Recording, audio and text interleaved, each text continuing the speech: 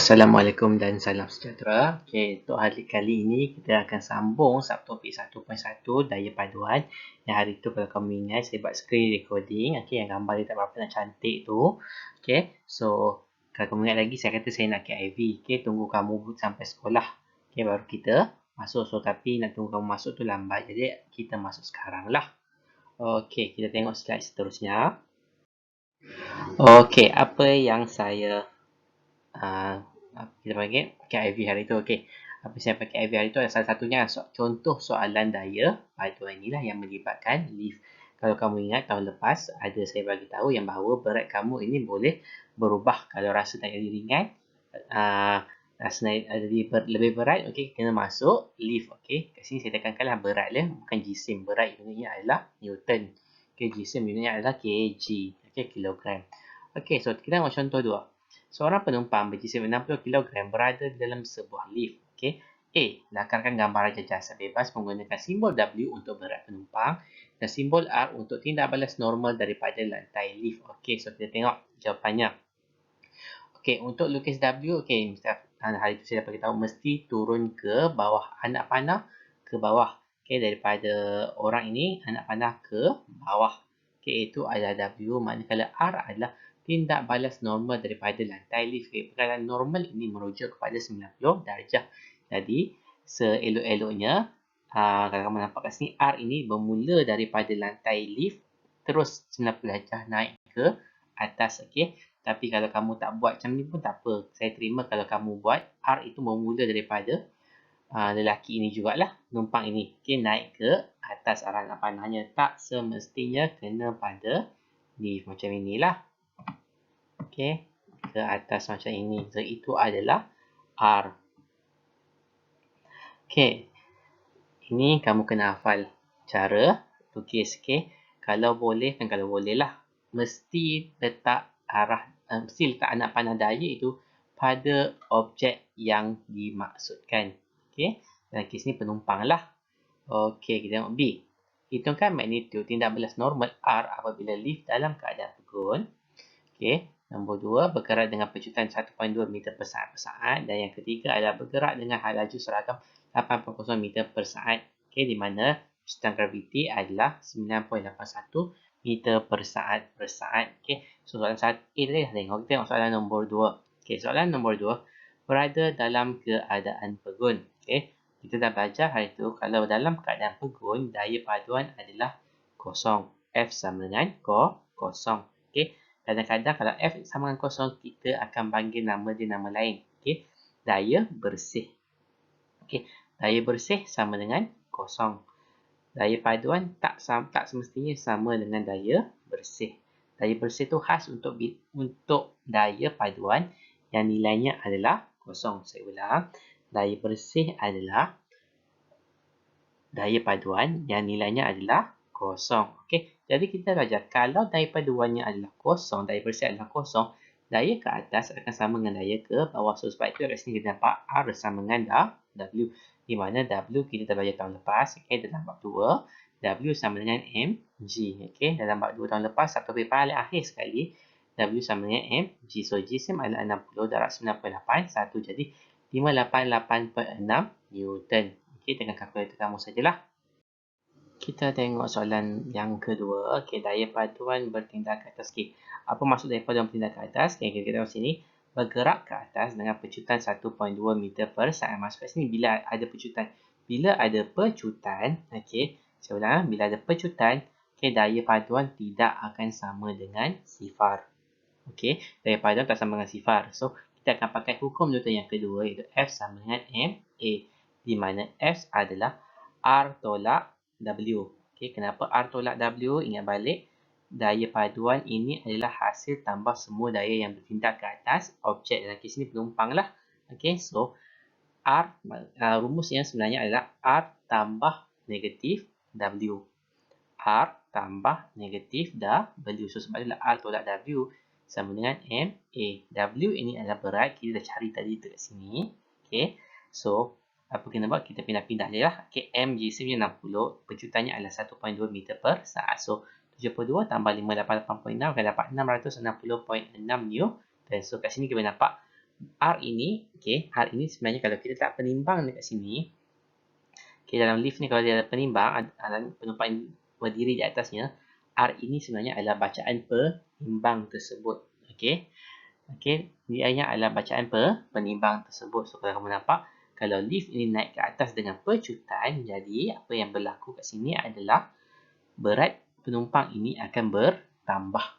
Okey, berat ini akan bertambah. Jadi, siapa-siapa yang rasa dirinya ringan, okey, masuk dalam lift, naik lift laju ke atas lah. So, kamu akan lebih berat pada masa itu. Okey, yang ketiga, ketiga kat sini bergerak dengan hal laju seragam. So, bila bergerak dengan hal laju seragam, keyword dekat sini adalah pecutan sama dengan sifar. Kita dah belajar bila pecutan sama dengan sifar, daya paduannya adalah kosong. Daya paduannya adalah daya bersih. Jadi, daya ke atas sama dengan daya ke bawah. So, R sama dengan W. So, sama je lah. So, R adalah 588.6 Newton. Kita tengok soalan ni, okey. Latihan ini yang saya dah bagi hari tu, okey. So, nombor 4, Rajah 4.1 menunjukkan seorang budak perempuan berdiri di atas penimbang di dalam lift yang pegun. Rajah 5.2 salah ya. Rajah 4.2 menunjukkan budak yang sama berada dalam lift yang bergerak ke atas dengan pecutan 2 meter per saat. So, situasi ini sama dengan soalan ini tadilah. Okey. So, jisim budak perempuan itu ialah 55 kg. Berapakah bacaan alat penimbang berat dalam Rajah 4.1? Okey. Soalan A ini adalah sama dengan B1 ini. Okey. So, apa kamu kena buat? Okey, disebabkan lift ini berada dalam keadaan pegun. Okey. So, daya ke atas sama dengan daya ke bawah. So, R sama dengan W, di mana W sama dengan mg. So, tekan kalkulator. mg adalah 55 darab dengan 9.81. So, apa jawapan dia? Okay, nanti kamu buatlah. Nama dan labelkan dua daya yang bertindak ke atas budak perempuan itu dalam Rajah 5.1 Soraya 4.1 ni saya lupa nak edit. Okay, so tak perlu buatlah. Sebab memang dah ada kat sini. Nampak cara dia buat? Okay. Lagi cantik kalau anak panah R ini kena kepada budak perempuan ini. Okay. Lagi cantik lah. Tapi saya okey je. Okay. Asalkan kamu jangan jawab macam ini. Soalan suruh kamu lukiskan daya. Ni hujung benua sini kamu buat. Ini kamu buat. Ini adalah R. Okay. Kemudian kamu buat. Ini adalah W. Okay. Kalau macam ini kamu buat, saya salahkanlah. Okay, terlampau jauh sangat. Okay. Kalau boleh lah, sepatutnya memang kena anak panah tu kena pada objek tersebut ataupun jasad tersebut. Okay. So, kemudian hitung bacaan penimbang dalam Rajah 4.2. Okay, so 4.2 yang mana ini? Okay, 4.2 kat sini boleh nampak lift ini naik ke atas dengan pecutan 2 meter per saat. So, soalan C ini adalah sama dengan soalan B ini. Okay. Disebabkan ada pecutan, jadi daya paduannya tidak sama dengan sifar. Jadi, kita kena guna hukum Newton kedua. F sama dengan A kat sini. Okay. Di mana F itu adalah daya paduan. So, daya paduan adalah jumlah daya yang bertindak. So, jumlah daya yang bertindak adalah R tambah negatif W. Okay. R tambah negatif W sebabnya. Okay. Dekat sini pun daya yang sama yang bertindak. Okay. Daya R dan juga daya W. Okay. Daya yang sama bertindak dekat situ. Okay. So, rumus yang sama R tambah R tambah negatif W sama dengan MA. Okay. Guna rumus, saya tulislah dulu. Supaya kamu tak pening. So, F sama dengan MA. Okay, di mana F ini adalah R tambah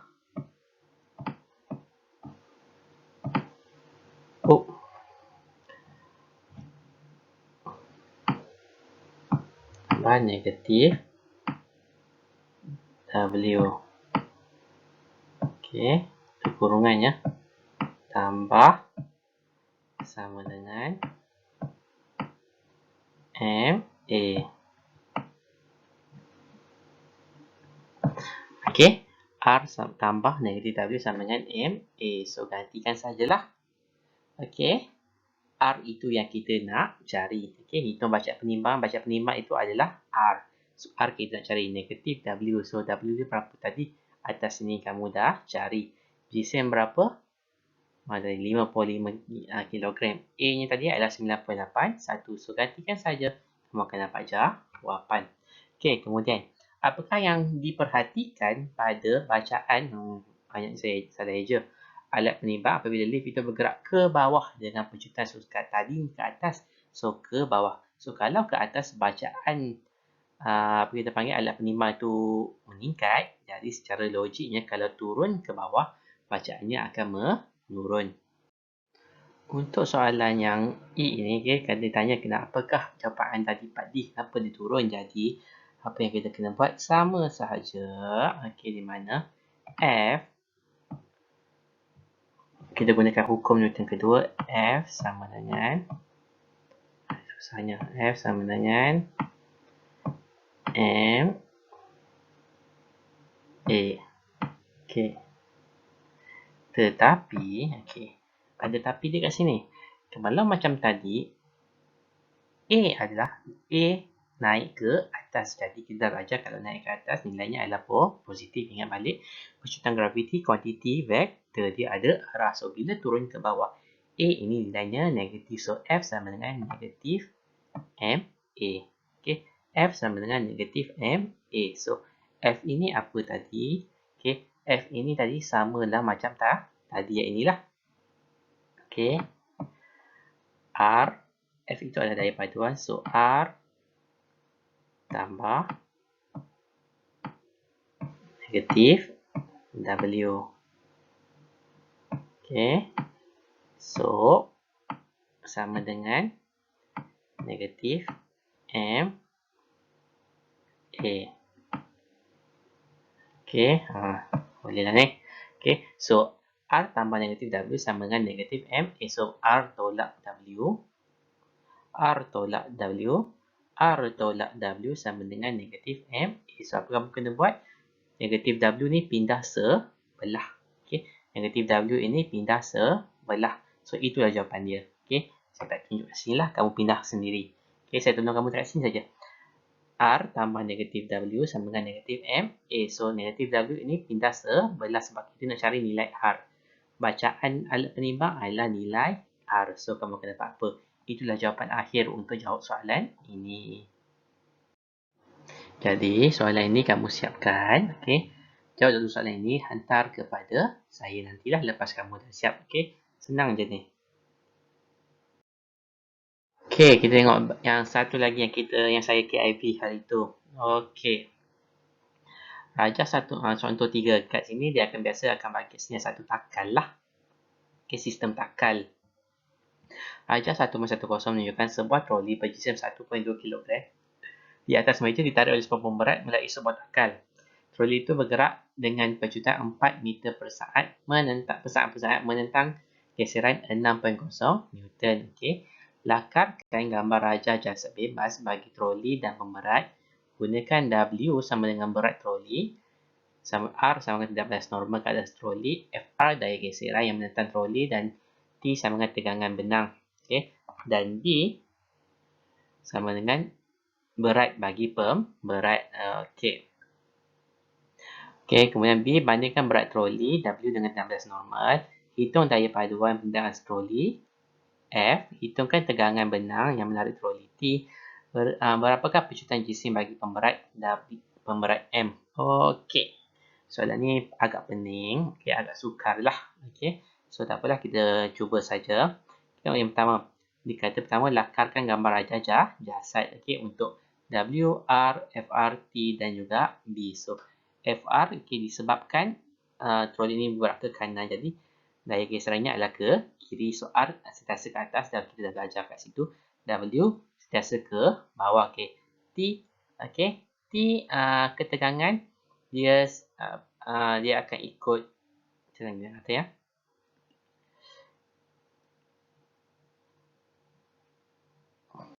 Ketegangan tali ni biasanya dia akan wujud dalam dua arah. Okay. dan arah dia akan bertemu. Contoh macam ni lah kalau kamu tengok. T ini ke kanan, T ini ke atas. So kalau kita selarikan ni, kita tarik ini naik ke atas, lagi sambungan macam ni, tengok T ini akan bertemu. Okay, dan B ni ke bawah lah. B ni adalah berat bagi pemberat. Okay, soalan kedua. Bandingkan berat troli W dengan tindak balas R. So berat troli adalah 1.2 kilogram. Okay.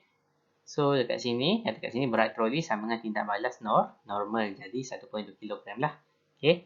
Kenapa jadi macam itu? Sebab troli ini tidak naik ke atas ataupun tidak turun ke bawah. Jadi daya antara W dengan R ini adalah sama. Okay. Kemudian C. C diminta hitungkan daya paduan yang bertindak ke atas troli F. Okay. Dan diminta daya paduan. Okay. F. Okay. So, macam tadi kita pakai F sama dengan MA. Okay. Okay, F sama dengan MA. Gunakan hukum Newton yang kedua. 1.2 darab 4. So, dapat 4.8 Newton. Okay, D. Hitungkan tegangan benang yang menarik troli T. Okay. Okay, kita lihat sini. Daya paduan sama dengan T tolak FR. So, macam mana dapat T tolak FR ni? Okay. Kita tengok balik awal-awal hari tu kita belajar daya paduan adalah hasil tambah daya-daya yang bertindak ke atasnya. So, daya paduan ke kanan jadi, okay, daya paduannya ke kanan jadi F sama dengan T tambah negatif FR. Inilah F sama dengan T tambah negatif FR. So, dapatlah T tolak FR. So, apa dia buat kat sini? Dia pindahkan. Okay, sebab kita nak cari T kan. Cari T. So, FR ini negatif pindah sebelah. So, F tambah FR. So, F tadi adalah daya paduan. Kita dapat kat sini 4.8 Newton. Tambah dengan FR. So, frictional force kat sini dan ada kat sini 6 Newton. Jadi, T kita dapat 10.8 Newton. Okay, dekat sini kita dapat senang sampai ke kat D ni adalah senang sebab kita hanya melibatkan ini saja. Okay. Yang membuatkan soalan ini susah adalah bila kita melibatkan berat pemberat inilah. Okey, kat sini kita tengok. Okey, pecutan pemberat A sama dengan 4.0 meter per saat. Okey, pecutan graviti adalah 9.81. Okey, so nak dapat rumus dia biasanya kita akan keluarkan yang ini dahulu. Kita keluarkan ini dulu. Okey. Macam mana kita keluarkan? Okey. So, ini pemberat tu tadi. Okay, macam saya kata tadi, apa terjadi bila pemberat ni kita melintangkan. So, kita ubah gambar aja supaya dia melintang. Supaya kamu tak ni sikit. Okey, ini adalah B. Ini adalah T. Okey, itu adalah B. Gerak pemberat. T adalah ketegangan tali. So, kita dah belajar arah gerakan adalah ke situ. So, ini adalah G lah. Pecutan graviti. Okey, di mana yang ni tadi. Okey, dia akan gerak ke bawah kan. So, G akan sentiasa ke bawah. Okey, G akan sentiasa ke bawah. So, lukisan ini tadi. Okey, seolah-olah saya bagi dia naikkan. Naik sampai dia selari dengan yang ni lah. Lukisan troli ini. So, kita dapat yang ini. Okey, kemudian. So, macam mana dia dapat F sama dengan B tolak T? Okey, kita dah belajar juga.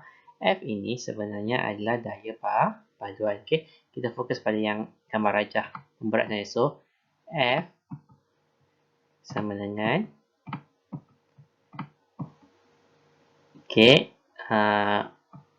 B tambah negatif T. B tambah negatif T. So, sebab itu dapat B tolak T ini tadi. Sebab itulah kita dapat itu B tolak T. B tambah negatif T. So, F ni adalah daya paduan. Kemudian. So, sekarang kita kena cari. Kita kena ganti F. Kita kena ganti B. Kita kena ganti dengan T. So, T tension dia, okey, ketegangan tali ni adalah sama. Sebab kan kalau kamu tengok kat sini, tali ini tali yang sama. Jadi bila tali ini tali yang sama, selagi dia tidak terputus, jadi T dekat sini adalah sama dengan T dekat sini. Okey. So T ini adalah 10.8 Newton. Okey. So B ini pula, apa benda B ni? Okay, B ini adalah, tengok balik, adalah berat pemberat. So kalau berat, kita belajar rumusnya adalah mg. So dalam kes ini B sama dengan mg. So kita akan dapat kat sini, okey, sama dengan B ini adalah mg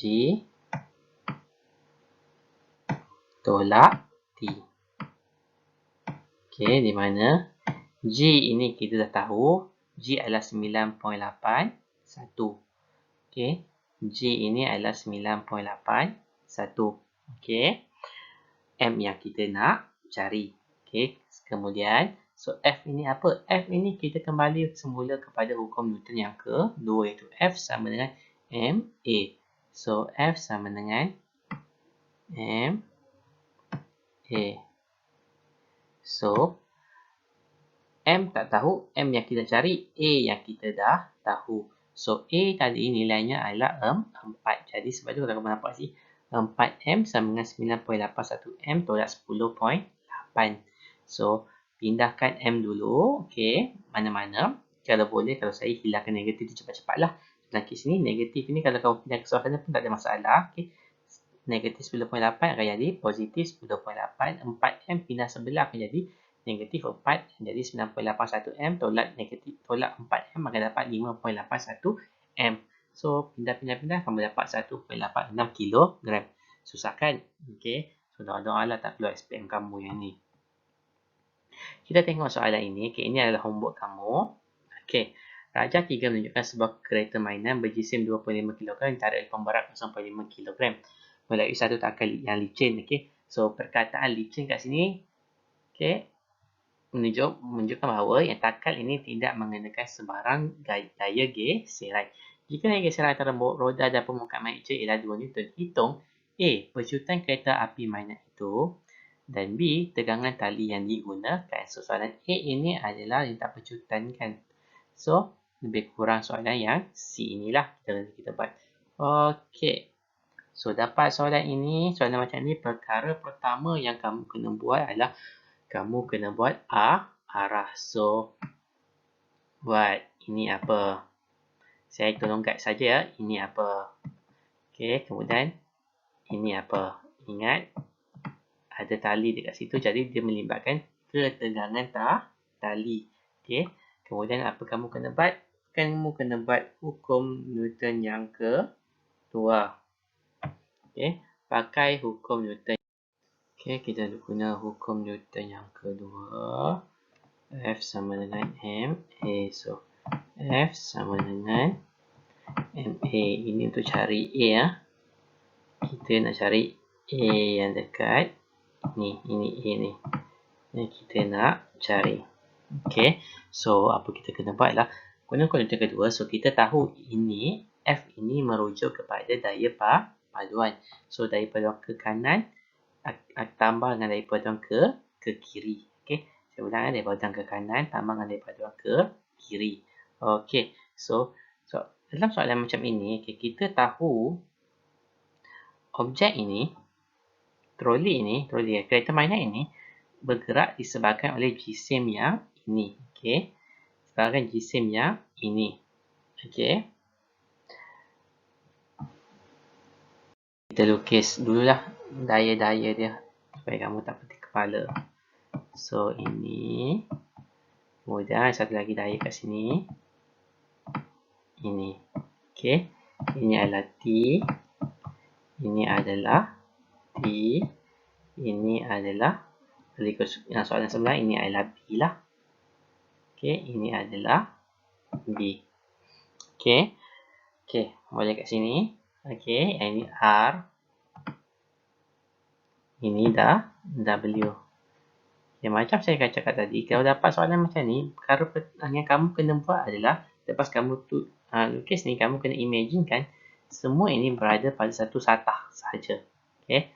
Maksudnya kat sini, ini adalah lori mainan. Ini adalah B tadi. Okay. Beban ini tadi. So, B ke sana. T sana. So, ini T. Ini pun T satu lagi. Di mana T, kedua-dua T ni nilainya adalah sama. Okay. Ini adalah P. Okay. Kemudian ada kat sini.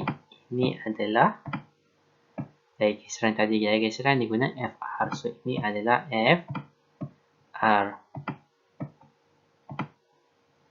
Okay. Di mana acceleration dia, pecutannya adalah ke sana. Ini adalah A.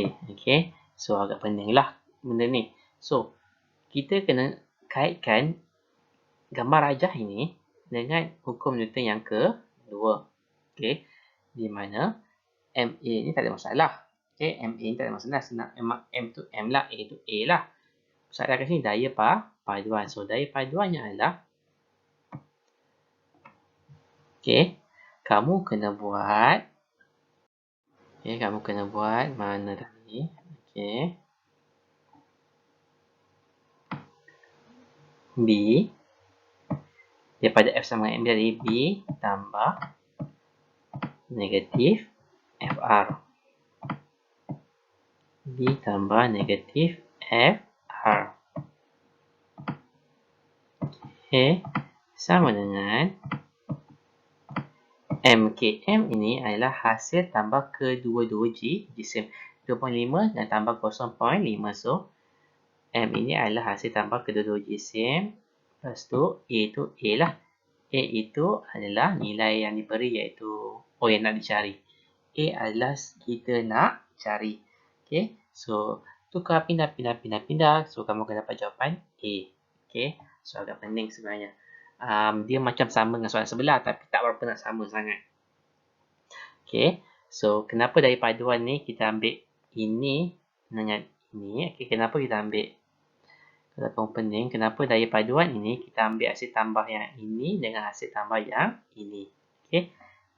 Okay. Kerana kereta mainan ini bergerak disebabkan oleh berat 0.5 kg itu tadi.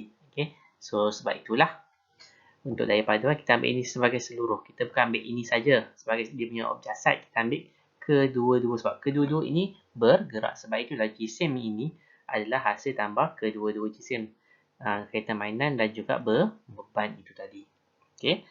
Kalau yang macam ini tadi, kita fokus pada satu saja. Okay. Yang ini dia merujuk kepada semua. Lori mainan ini dengan apa kita panggil ni? Beban ini adalah satu jasad yang kita anggap sebagai satu jasad. Okey, kemudian dia suruh cari T. Okey, nak cari T senang sahaja. Okey, kenapa saya kata macam tu? Kamu ambil macam tadi juga. Okey, nak ambil ini pun boleh. Kamu nak ambil sebelah sini pun boleh. So, masih lagi menggunakan hukum Newton yang kedua untuk cari ketegangan tali. Okey, masih lagi menggunakan hukum Newton yang kedua. So, guna rumus F sama dengan MA di mana F ini adalah T tambah negatif FR sama dengan M. So, M ini apa? M ini adalah jisim yang inilah. Kalau kamu ambil ini jisimnya lah. Kamu guna yang ini. Okey, kamu guna yang ini. A ini adalah nilai yang kamu dapat dekat A ini tadi, pecutan ini tadi. Gantikan saja, saya ulang ya. Untuk dapatkan tegangan tali, okey, kamu boleh guna sama ada kamu guna F sama dengan MA dekat sini ataupun F sama dengan MA dekat sini. So, kalau kita ambil sini lah, F sama dengan MA. So, F dari paduan adalah negatif FR tambah dengan T. Okey, sama dengan M. M itu adalah jisim lori mainan ini saja. A ini adalah pecutan yang tadi. Okey, pecutan yang kita cari dekat A ni tadi. So, kamu pindah, kamu akan dapat T. Okey, so saya harap kita nampak kat sini. Setengah jam nak explainkan dua soalan ini. Okay, sebab hari tu saya KV. Soalan ini agak sukar. So, saya harap tak keluarlah SPM kamu. Menangkan macam-macam kamu ada kan. Jadi, so homework kamu adalah Kamu buat yang latihan yang tadi, yang saya bagi tadi. Okey, soalan yang lift tadi, siapkan. Dan juga soalan yang ini. Okey, hantar kepada saya selewat-lewatnya sebelum kelas yang seterusnya. Okey. Okey, sekian. Terima kasih. Saya harap kamu fahamlah.